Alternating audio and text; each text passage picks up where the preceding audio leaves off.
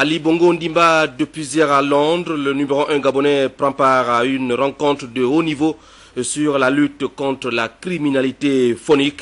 Le chef du gouvernement, lui, rentre de Brazzaville où il a pris part au 25e anniversaire du protocole de Brazzaville marquant le processus de libération de l'Afrique australe signé le 12 décembre 1988. Enfin, la radio célébrée demain au Gabon à l'instar de la communauté internationale. Célébrons les femmes à la radio et tous ceux qui les soutiennent. C'est le thème de la journée. Madame, Monsieur, bonsoir et merci d'être en direct sur Gabon Télévision en ouverture de cette session principale d'information qui intervient avec beaucoup de retard en raison de la retransmission en direct du match de la l'INAF en ouverture de la session, ce séjour londonien du président de la République, chef de l'État, dans la capitale britannique. Le chef de l'État prend part à une rencontre de haut niveau contre la criminalité phonique. Le président Ali Bongo Ondimba devrait également avoir des entretiens avec les autorités britanniques. Armand Moupende, bienvenue Minko, presse présidentielle. La lutte contre la criminalité phonique est une question vitale pour la sauvegarde de l'environnement. En arrivant ici à Londres, le chef de l'État confirme son engagement face à la recrudescence du phénomène, au Gabon et à travers le monde. À sa descente d'avion, le président de la République est accueilli par des membres du gouvernement et les responsables de la mission diplomatique du Gabon au Royaume-Uni. Dans son agenda, des entretiens avec les tenants du pouvoir britannique, mais aussi une rencontre de haut niveau sur la criminalité phonique. Plusieurs experts en environnement l'accompagnent pour cette mission.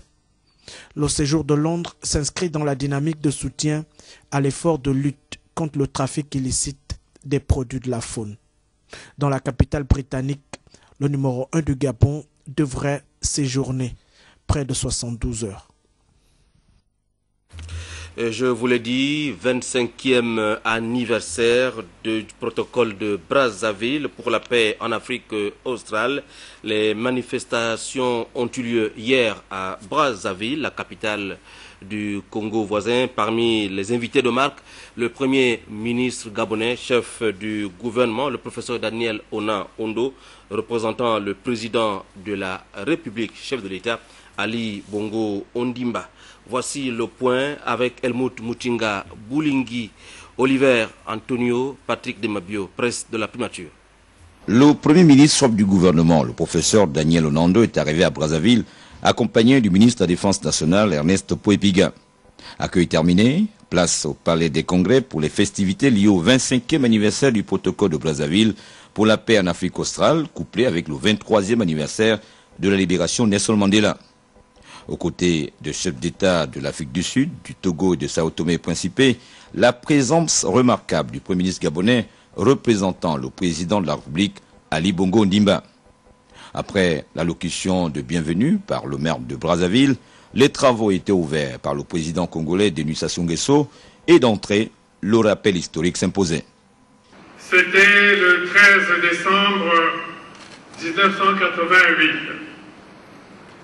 Un grand jour, un beau jour, un jour mémorable, au cours duquel fut en réalité scellé le destin de la nouvelle Afrique australe à travers un acte historique et fondateur.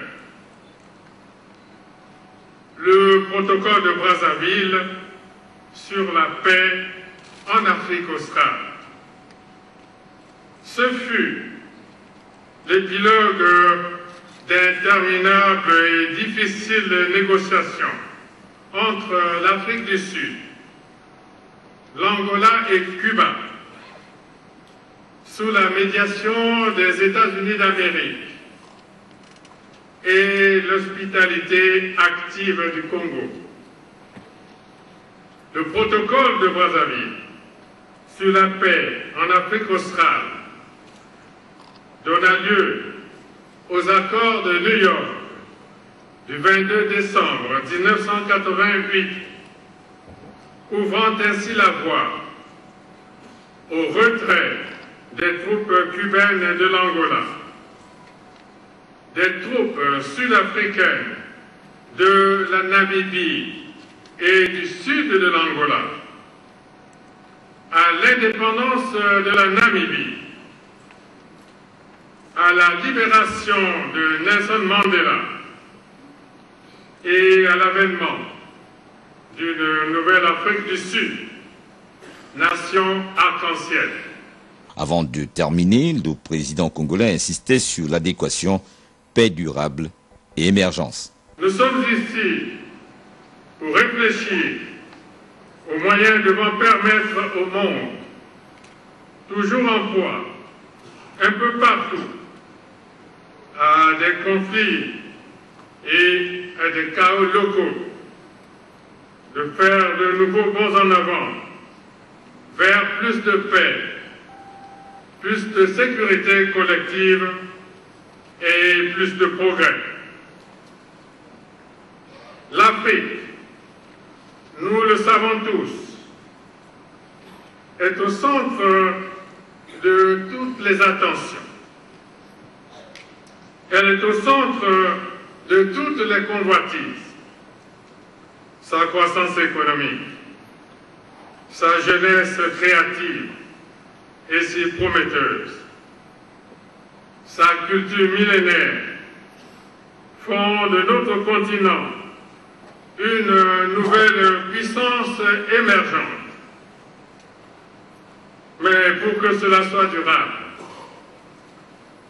il faut une volonté politique forte et surtout, condition sine qua non, il faut la paix.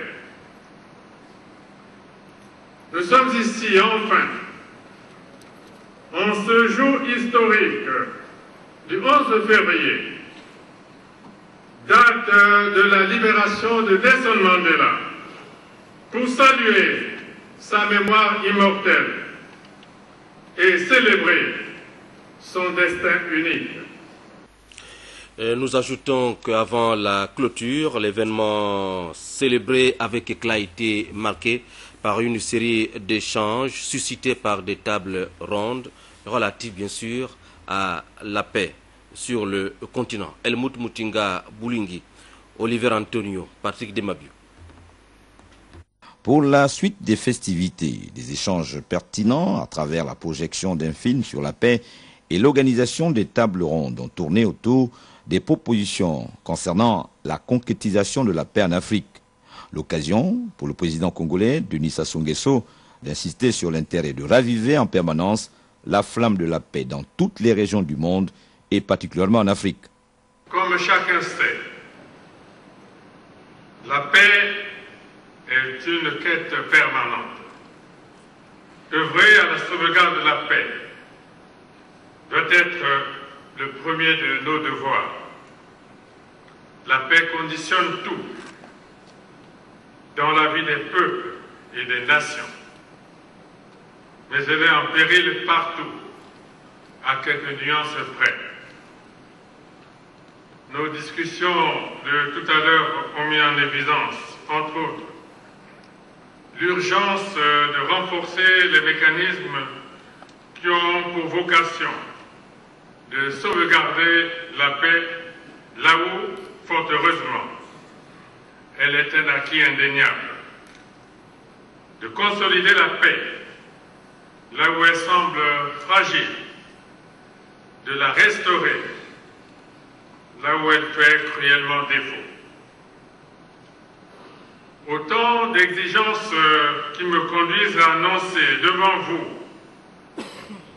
artisans éprouvés de la cause de la paix, la création, à dater de ce jour, d'une fondation pour la paix, au fin d'accompagner concrètement tous les chantiers de construction et de reconstruction de la paix en Afrique et partout ailleurs dans le monde.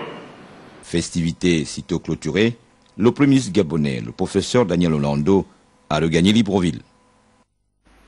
Nous restons dans la sous-région avec cette 26e session ordinaire du Conseil des ministres de l'Union économique de l'Afrique centrale qui vient de se tenir dans notre capitale sous la présidence du ministre gabonais de l'économie et de la prospective, Christophe Akagamba. L'ordre du jour, réfléchir sur les problèmes de développement, de paix et de sécurité conformément aux instructions des chefs d'État de la sous-région. Christelin Maïnda, Guy Cabrel Lemami. Réunis pour la première fois en cette année 2014, cette 26e session du Conseil des ministres de l'Union économique d'Afrique centrale, UEAC, a permis pour le Conseil de partager et d'adopter les meilleures orientations stratégiques devant permettre à la consolidation de l'intégration des pays de la zone CEMAC. À travers cette 26e session, les États veulent réaffirmer la solidarité qui existe entre eux. Notre présence ici témoigne, s'il en était besoin encore, de la volonté de réunir nos efforts dans le cadre d'une vision et d'une stratégie partagée à la dimension des défis auxquels la sous-région est confrontée dans sa lutte pour la prospérité et le mieux-être de ses populations. Nous saluons ensemble la légendaire hospitalité du peuple gabonais qui, après avoir abrité très généreusement en décembre dernier la 8e édition de la Coupe de football de la CEMAC, accueille de nouveau les présentes assises. Au cours de cette session, les ministres ont passé en revue l'état d'exécution des décisions des chefs d'État prises lors d'une réunion à Libreville durant l'année 2013. Il s'est agi donc pour le Conseil des ministres de plancher sur certains points majeurs d'actualité tels que la libre circulation des personnes dans l'espace CEMAC, la mise en place du fonds Train My Generation et la question de l'affectation des fonds en faveur de la CEAC et du gouvernement centrafricain en vue de la restauration et du renforcement de la sécurité en République centrafricaine. De ces travaux, il en découle ce qui suit. S'agissant de la libre circulation des personnes dans tout l'espace CEMAC, à partir du 1er janvier 2014, le Conseil a réaffirmé l'application sans condition de la décision des chefs d'État relative. La mise en place du fonds Train My Generation, destiné à améliorer l'employabilité des jeunes de la zone CEMAC, le Conseil a pris connaissance du rapport d'étape du groupe de travail. Il a félicité la Commission et l'a encouragé à finaliser ce dossier sur la question de l'affectation des fonds en faveur de la CEAC et du gouvernement centrafricain en vue de la restauration et du renforcement de la sécurité en République centrafricaine. Le Conseil a encouragé les États à honorer leur engagement dans les meilleurs délais, compte tenu de la situation sécuritaire préoccupante en RCA. Abordant la cérémonie commémorative du 20e anniversaire de la CEMAC, toutes les parties ont pris acte de réunir des fonds à cette occasion pour renforcer la sécurité en Centrafrique. C'est sur une note de satisfaction générale que cette 26e session a pris fin.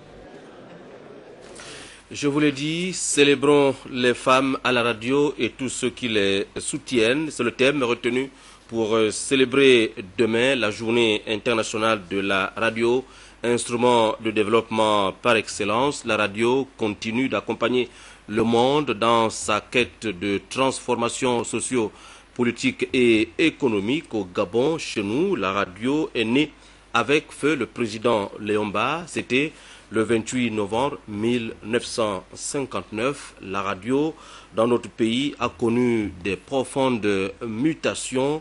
Dans son allocution de circonstance ce matin, le secrétaire général du ministère de la Communication, Michel Kiki Mbou, au nom du ministre de tutelle, Pasteur Ngwa Neme, a relevé à juste titre le rôle bien joué et que continue de jouer la radio.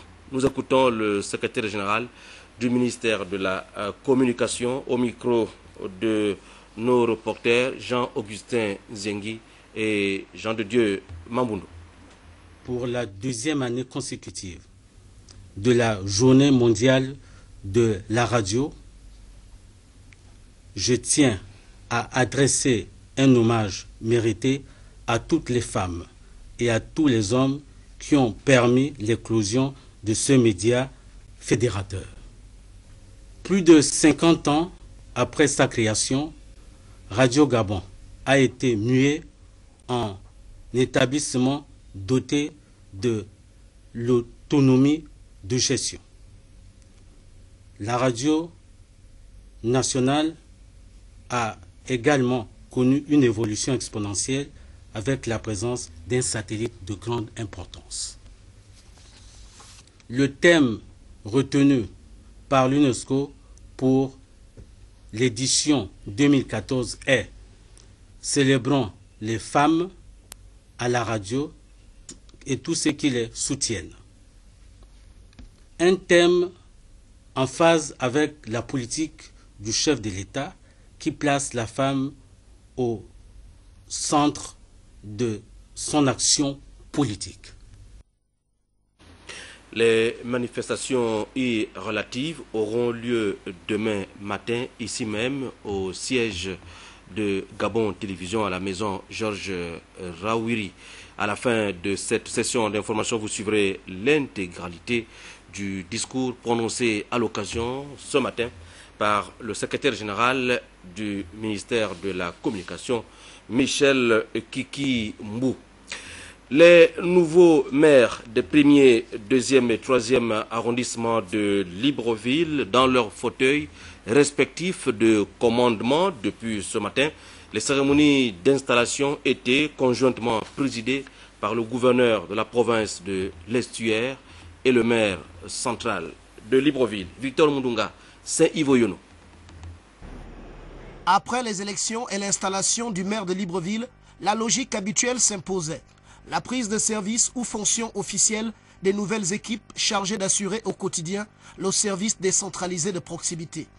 En lieu et place du ministre de l'Intérieur empêché, Jacques-Denis Tsanga est allé installer officiellement tour à tour les maires des 1er, 2e et 3e arrondissements de Libreville. J'ai eu l'occasion de faire quelques adresses lorsque nous avons élu les bureaux.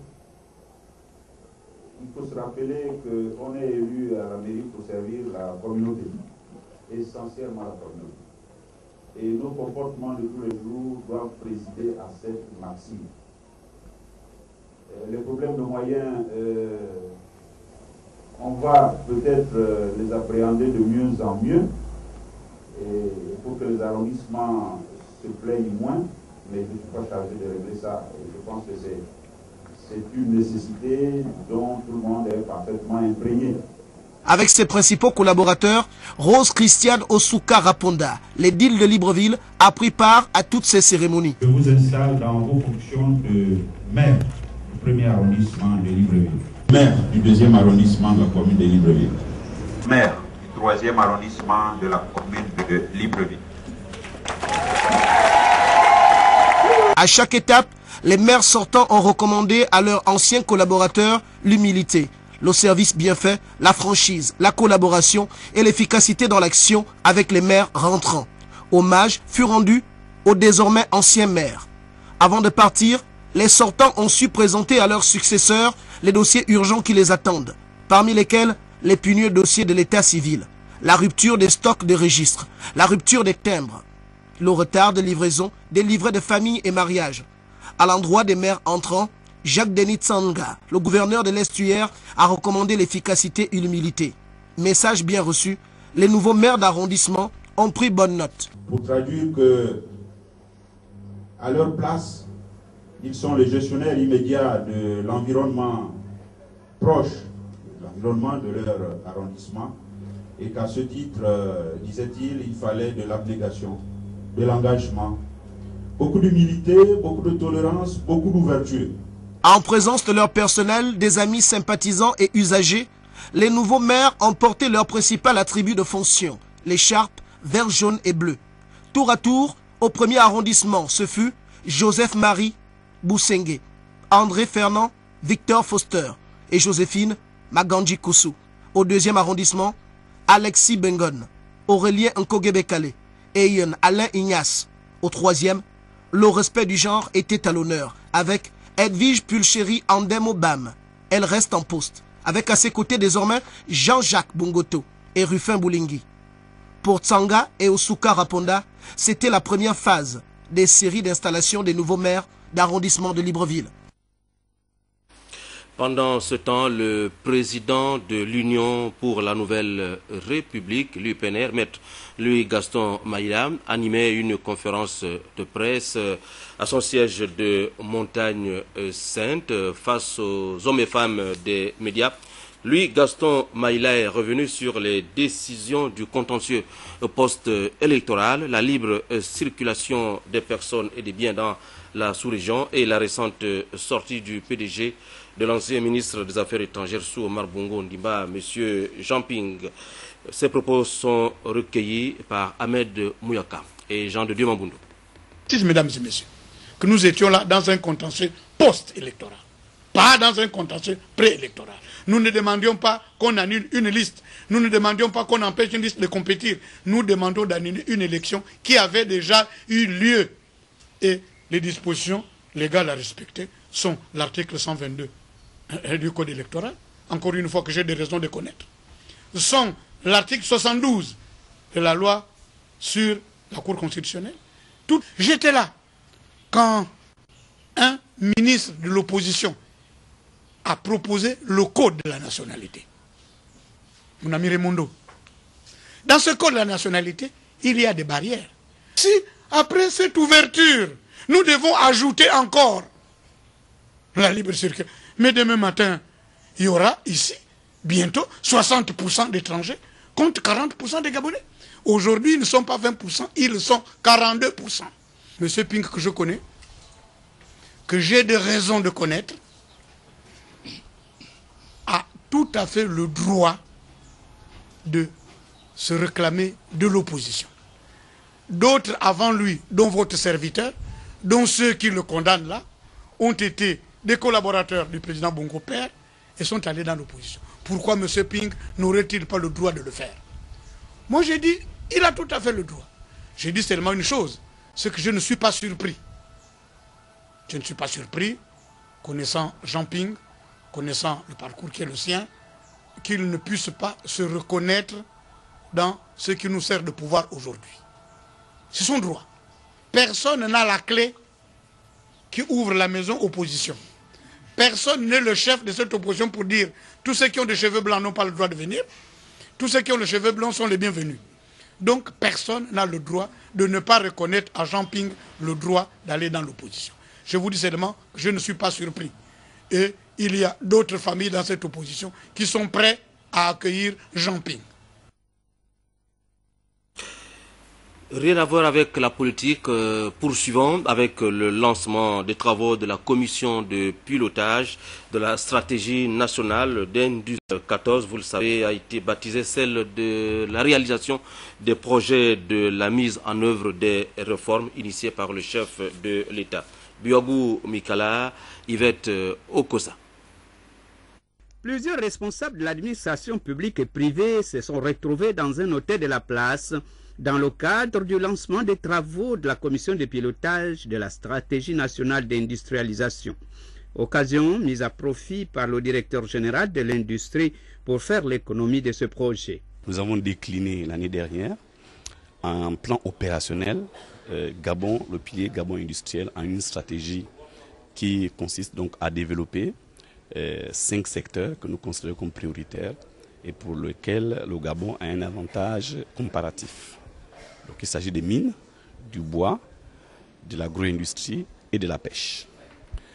Président ces assises, le directeur de cabinet du ministre des Mines, de l'Industrie et du Tourisme a attiré l'attention des participants sur l'intérêt que le gouvernement de la République accorde à la mise en œuvre de la stratégie nationale d'industrialisation. Nos réunions. Mais Monsieur le ministre insiste pour que l'année 2014 soit vraiment celle du lancement des travaux de ce cadre de concertation. Étant entendu que la stratégie elle-même, sans mise en œuvre, sera accélérée. Puisque pour le moment, nous n'avons plus d'excuses, nous avons une feuille de route. Maintenant, il faudra mettre en œuvre cette feuille de route. La prochaine réunion des travaux de la commission de pilotage de la stratégie nationale d'industrialisation se tiendra en mars en présence du Premier ministre, chef du gouvernement, pour un premier bilan. Libreville abrite également depuis ce matin un atelier du projet de développement d'un système d'inventaire des ressources forestières du Gabon. Le projet vise l'établissement de la carte de base de l'état forestier de notre pays. C'est tout simplement pour mieux gérer durablement les 22 millions d'hectares de forêt que compte le Gabon. Lolita Obono, Médaringue. Lancé depuis 2012 dans le but d'améliorer la politique forestière et de disposer d'un outil fiable d'évaluation et de suivi de ses ressources forestières dans le temps, le Gabon, appuyé par la coopération japonaise, a mis en place le projet de développement d'un système d'inventaire des ressources forestières nationales contribuant à la gestion durable des forêts à travers une base de données.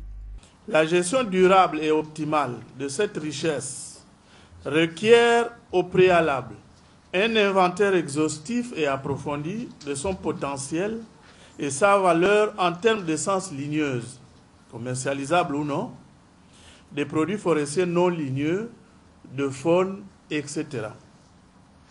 Vous connaissez tous, en tant qu'experts en la matière, le rôle prééminent que joue la forêt dans l'économie nationale. La régulation du climat et la réduction de la pauvreté à travers notamment la création d'emplois. C'est dire combien le gouvernement accorde une importance particulière à ce projet qui contribuera, in fine, à une meilleure gestion de cette ressource. Pour poursuivre leur réflexion, les experts gabonais et japonais examinent le travail technique déjà effectué par la cellule d'exécution du projet en vue d'une validation. Ce projet a comme objectif spécifique de réaliser une carte de préstratification forestière. Deuxièmement, élaborer un protocole d'inventaire des ressources forestières au niveau national. Troisièmement, développer une base de données. Quatrièmement, autant pour moi, mettre en place un système avec un plan d'action qui va nous permettre de suivre l'évolution de notre ressource, de nos forêts dans le temps. Au sortir de cette réunion, nous aurons validé, avec l'accord des autres experts, le protocole d'inventaire des ressources forestières nationales. Nous aurons également validé la carte de préstratification de la forêt gabonaise, qui est une sorte de répartition spatiale des ressources forestières gabonaises. En définitive, ce projet aboutira à la mise en place d'un système d'inventaire des ressources forestières nationales conformément au plan stratégique Gabon émergent. C'est d'ailleurs dans cette perspective que le directeur général des industries du commerce du bois et de la valorisation des produits forestiers a rencontré ce matin son personnel pour parler de l'avenir de l'industrialisation de la filière bois dans notre pays. Les perspectives sont heureuses. C'est ce que nous expliquent Francis Ngomo et Paulin Siaki. Au regard des résultats satisfaisants observés depuis la mise en exécution de la mesure sur l'arrêt d'exportation du bois en vue de sa transformation localement, ajoutez à cela la valorisation de nos produits forestiers, la Direction générale des industries du commerce, du bois et de la valorisation des produits forestiers vient d'initier une rencontre dans un cadre choisi pour la circonstance avec son personnel, afin de faire un bilan de tout ce qui a été fait pour affronter avec plus de sérénité les challenges futurs. Bilan de la Direction générale des industries dont j'ai la charge est relativement positif dans la mesure où nous avons maintenu notre effort de pression sur les exploitants forestiers, notamment les industriels. Récemment, nous étions dans la province du Wellington ainsi que dans celle de l'Estuaire, où nous avons pu effectivement regarder ce qui se faisait sur la place, constater qu'un certain nombre d'opérateurs ne s'étaient pas encore mis en phase par rapport à la volonté des plus hautes autorités de l'État. Et nous avons mis les mesures coercitives pour y arriver. Les résultats de la production industrielle de bois au niveau du Gabon sont sensiblement similaires, dont un peu plus de 800 000 mètres cubes de bois. Mais c'est par contre 80% qui restent dans la première transformation, ce qui n'est pas satisfaisant. Alors les perspectives pour l'année 2014, c'est quand même de mettre en place une batterie d'outils réglementaires qui vont permettre, et là ceci est conforme à la BOP, dont la budgétisation par objectif, donc de mettre en place une batterie de textes juridiques qui permettent aux opérateurs de travailler dans un cadre réglementaire bien circonscrit pour éviter un petit peu les débordements que nous observons de la part des uns et des autres.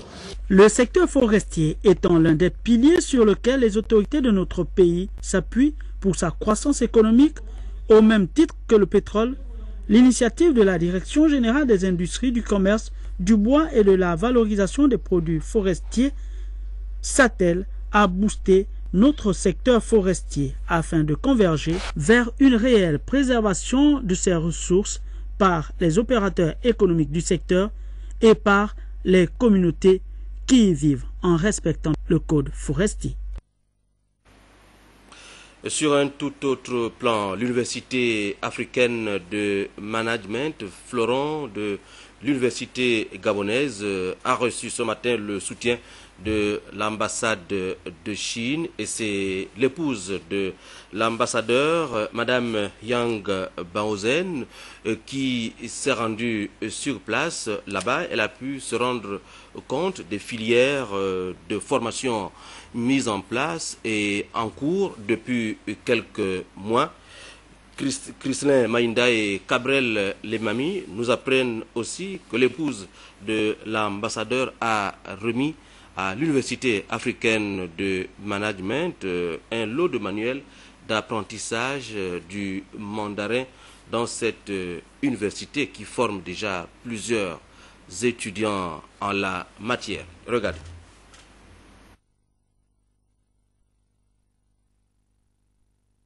Depuis 5 ans, les établissements d'enseignement supérieur au Gabon enseignent le mandarin, dont le chinois. C'est là tout le sens de cette visite de la délégation chinoise conduite par l'épouse de l'ambassadeur de Chine au Gabon, Yang Baozen, à l'Université africaine de management, vu que cet établissement à vocation professionnalisante a inscrit dans ses programmes l'enseignement de la langue chinoise. Ce fut l'occasion pour son président de présenter cet établissement. Nous sommes une université à 80% professionnalisante qui en son sein a instauré, a mis en place un département de mandarin, un département d'interprétariat et langue dont le mandarin est la 3e langue de soutien. Et aussi, vous réaffirmez notre volonté de signer avec l'ambassade de Chine un certain nombre de partenariats, notamment dans le cadre de la facilitation de nos étudiants en termes d'insertion professionnelle et également de stage pour toutes les entreprises chinoises qui sont installées au Gabon. Après la remise d'un présent offert par les étudiants de l'African University of Management, l'épouse de l'ambassadeur de Chine, Yang Baozen, a présenté la Chine tout en démontrant les possibilités de l'apprentissage de la langue chinoise. Je vous félicite. Pourquoi? Et parce que vous avez choisi d'apprendre le chinois. Ça, c'est un choix très intelligent.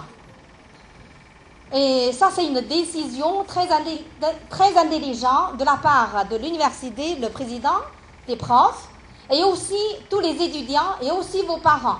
La superficie de la Chine, c'est presque aussi grand que l'Afrique. Ça, c'est un continent, c'est 9000 km, c'est presque 36 fois de la superficie du Gabon. Et pourquoi apprendre le chinois? Comme vous voyez les clés. Hein? Parce que si on connaît la culture, et aussi si vous prenez le chinois, il y a beaucoup d'opportunités d'affaires.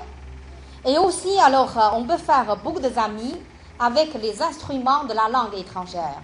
Puis, Madame Yang Baozen a procédé à la remise des manuels d'apprentissage de la langue chinoise aux responsables de l'African University of Management avant de visiter les locaux de cette université supérieure qui reste la 3e université à étudier la langue chinoise au Gabon. L'Université africaine de management est tout simplement située à proximité de l'ambassade du Maroc. Filiale du groupe Tropical Holding, l'usine Gabon Seafood, ex-Sifrigab, vient de signer un accord avec la communauté des pêcheurs artisanaux de Libreville. Une convention qui vise à mieux participer à l'approvisionnement de l'usine de transformation des produits de la mer. Moussa Nzengi était sur place. Voici l'économie de cette signature. Cette signature du protocole d'accord entre les pêcheurs artisanaux, les mareyeuses et Gabon Seafood constitue une des ultimes étapes dans la mise en œuvre de l'action 100 du plan stratégique Gabon émergent, à savoir la restructuration de la Cifrigam. Elle vient ainsi jeter les bases du dispositif d'approvisionnement de l'usine de transformation et de traitement de poissons de Gabon Seafood. Il paraît important de souligner que cet accord aura l'avantage pour l'entreprise Gabon Seafood de fixer le mécanisme d'approvisionnement de l'usine. Le groupe IBL est un groupe mauricien avec lequel il y a eu un PPP qui a été signé pour la reprise de l'usine et le Gabon est représenté dans cette aventure par le Fonds de garantie des investissements stratégiques. Les pêcheurs et mareyeuses vont professionnaliser le secteur, mettre aux normes les engins et les équipements de pêche. Aussi se constituer un groupement d'intérêt économique en vue de garantir un revenu. Pour ce qui est des populations, elles pourront disposer de poissons en quantité et en qualité sur le marché, s'approvisionner en des lieux clairement identifiés, bénéficier de poissons à coût relativement bas et au prix plus fluctuant, bénéficier aussi d'emplois directs et indirects à l'usine. Nous avons pour objectif, à court et moyen terme, de doter le Gabon d'un outil technique, d'un outil commercial qui permette de valoriser les produits de la mer, qui permette d'alimenter le marché gabonais en ressources halieutiques, qui permettent aussi d'avoir une réflexion stratégique liée à une préservation de l'environnement. Le gouvernement va ainsi contribuer à l'atteinte des objectifs de sécurité alimentaire, mais également de contribuer, conformément aux autres instructions du président de la République, chef de l'État, dans son discours du 29 janvier dernier, à la réduction du nombre de foyers vivant sous le seuil de pauvreté à travers la création d'emplois. Enfin, cet accord va également contribuer à encourager une pratique de pêche écologique à travers la mise à disposition d'équipements et engins de pêche sélectifs, l'installation sur les pirogues artisanales d'un dispositif de suivi des embarcations et l'amélioration de la collecte des données statistiques. L'intersyndicale des agents des douanes gabonaises réunis en assemblée générale ce matin s'insurge contre les mauvaises conditions de vie et de travail et en perspective, une grève pourrait être déclenchée. C'est ce que nous rapporte Léa Bifan, Jean-Pierre Moussouami. Après avoir déposé leur cahier de charges sur la table de la direction générale, l'intersyndicale des agents de douane a feuilleté leur plateforme revendicative. À y regarder de près, rien n'a bougé du côté de la tutelle. Nous avons, d'ailleurs c'est le point que vous connaissez tous parce que le cahier n'a pas changé. Nous avons parlé de l'application du décret 152 qui fait beaucoup jaser en ce moment. Ce n'est pas d'aujourd'hui. Cette revendication date depuis bien avant la dernière grève. Il y a le concours interne, on doit donner une réponse qui ne nous satisfait pas. Ça là, je crois que nous trouverons peut-être réponse au niveau du ministère. Des négociations entre la direction générale et les syndicats se multiplient. Cependant, ces négociations n'apaisent pas du tout le climat actuel au sein de la douane gabonaise. Nous avons demandé en plus que votre TEL, qui passe de manière irrégulière, puisse vous revenir de manière régulière. Et maintenant, dans les conditions, l'amélioration des conditions de travail, Dieu seul sait comment est-ce que, dans ces conditions-là, si ce sont les votes, dans votre travail au quotidien, Dieu seul sait comment vous réussissez à faire. Vous réussissez à faire le chiffre. Vous êtes à féliciter. Là encore, nous avons demandé que ces conditions de travail s'améliorent. On va en grève? Oui. Bah, c'est tout. Oui. L'intersyndicale a donc décidé de passer à la vitesse supérieure avec un mouvement de grève qui pourrait débuter lundi prochain. On note plutôt une évolution du côté de l'INJS avec ce face-à-face ce matin entre la secrétaire générale du ministère des Sports et les étudiants de l'Institut national de la jeunesse et des sports qui revendiquaient depuis plusieurs jours les meilleures conditions de vie et d'études. La grève observée depuis, disais-je, plusieurs jours a été levée. Edgar Ndjembi Doukaga, Victor Moununga. Une pancarte à l'entrée qui dénonce des promesses faites à ces étudiants, futurs professeurs des sports, lesquels ont pris place dans cette salle pour attendre une tutelle visiblement remontée contre les méthodes de revendication. On ne fait pas du chantage. C'est pas bon, parce que même si vous avez raison, vous aurez tort par la forme. La tutelle s'est ensuite informée des revendications légitimes pour certaines. L'équipement, le fonctionnement du restaurant des étudiants de l'INJS, parce que les étudiants de l'INJS se nourrissent très mal. Deuxième point, nous avons le paiement de bourses et l'établissement des cartes du Trésor. Nous avons, en troisième point, la dotation des sous-vêtements aux étudiants de l'INJS. En quatrième point, nous avons l'équipement de la salle d'informatique, matériel informatique et Wi-Fi. Au cinquième point, nous avons l'installation d'un écran en placement au foyer avec un abonnement d'un an. Nous avons en sixième point la dotation de 2 bus au moins de 30 places. À cela s'ajoute une autre attente particulièrement vitale. Nous avons aussi un problème d'eau. Ça fait de cela 1 mois. Nous n'avons pas accès à nos douches, nous n'avons pas accès à nos vestiaires parce que de l'eau n'arrive pas en chambre, on ne sait pas pourquoi. Le face-à-face à l'arrivée a permis à la tutelle de trouver le juste milieu. La majorité des revendications sont des vœux, en dehors de 2, où effectivement depuis 3 semaines ils n'ont pas d'eau ici à cause du suppresseur et leur salle informatique où il manque de matériel. L'autre problème, c'est le problème de restauration que nous avons déjà réglé depuis l'année dernière avec Sodexo. Parce que Sodexo aujourd'hui gère l'université Omar Bongo en restauration, l'université des sciences et de la santé et le ministre Moundunga avait donné son accord pour que dans le package, on y introduise l'INJS. Et c'est ce qui a été fait.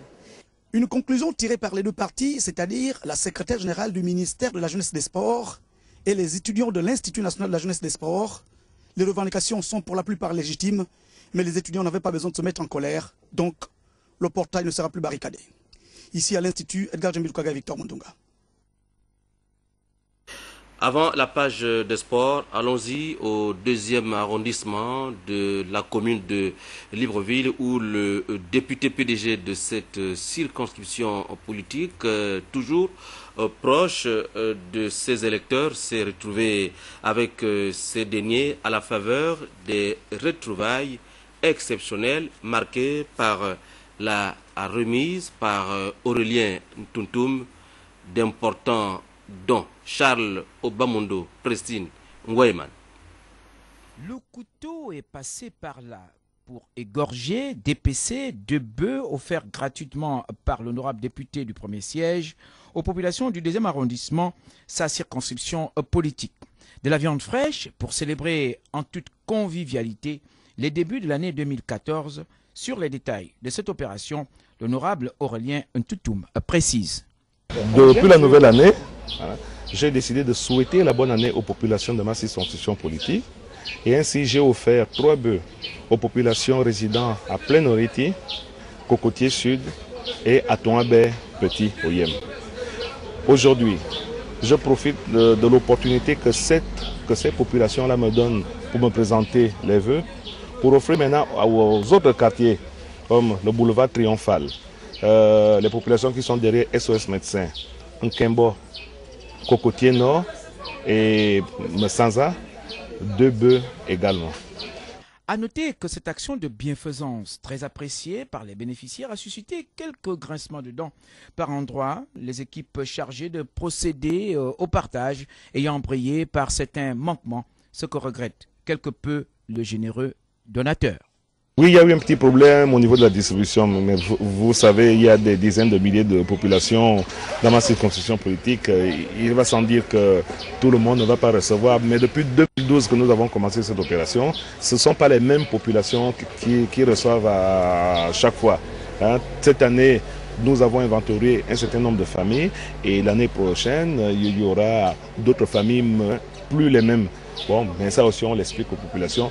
Mais évidemment, vous savez, aucune œuvre humaine n'est parfaite et il arrive souvent que ceux qui sont chargés de la distribution, ils font un peu du copinage, mais ça c'est normal.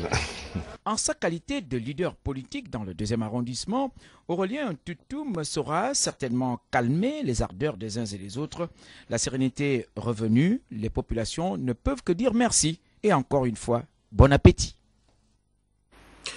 Et voici le sport pour la fin du journal. Le Gor Mahia du Kenya, vous le savez peut-être, a battu l'Union sportive de Bitam 1-0 en match comptant pour le tour préliminaire des éliminatoires de la Champions League africaine de football au stade Nyayo de Nairobi. Était présent pour le compte de Gabon Télévision Jean-Claude Boussougou Boulungi, Patrick Ngoma le génie.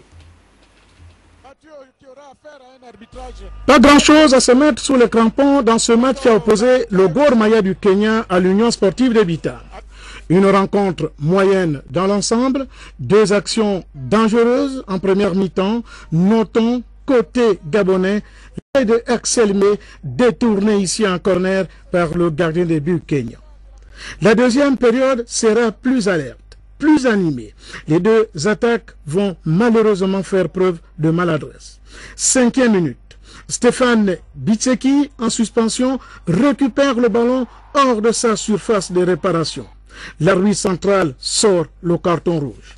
L'USB doit terminer la rencontre à 10. Les Kenyans, en supériorité numérique, accentuent la pression. Et sur cette action, ils obtiennent un penalty à la suite d'une faute de main d'Erwin Ngema. Le penalty est transformé par Dan Serekuma, la star de cette formation de Gor Mahia du Kenya. Et le penalty qui va partir, Serekuna. C'est parti et il marque. 1-0.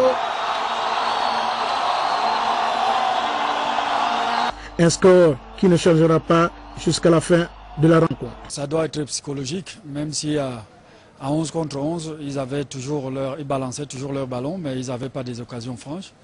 À 10, l'équipe s'est soudée, donc inconsciemment, les gars ils font plus d'efforts qu'avant. Donc malheureusement, il y a ce penalty qui les donne l'avantage. Donc maintenant, c'est à nous de renverser au match retour. Deuxième manche, dimanche, au stade Gaston Péry de Bitam.